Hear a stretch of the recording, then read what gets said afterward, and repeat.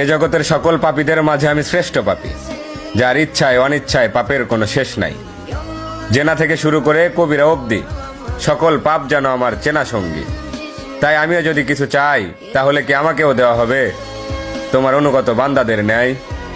কেননা আমি শুনেছি তুমি রহমান, তুমি রহিম, তুমি এমন এক আল্লাহ যার কাছে চাওয়ার মতো চাইলে নাকি ফিরিয়ে দিতে লজ্জা পাও বান্দার হাত। তাই এবার আমিও তোমার চরণে উৎসর্গ করে দিলাম আমার শান্তির ঘুমের নিশিরাত।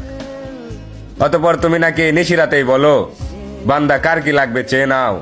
আর এবার আমি তোমায় বলছি মালিক, তুমি আমায় দুঃখ দাও।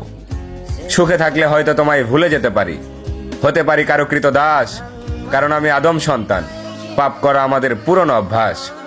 অতঃপর ইয়া রহমান, সব ভুলের ক্ষমাস্বরূপ হয়তো মরিয়ম ইবনে ঈসার মতো আমাকে উঠিয়ে নাও, নয়তো ওমর ইবনে খাত্তাবের মতো খাঁটি হেদায়েত দিয়ে দাও।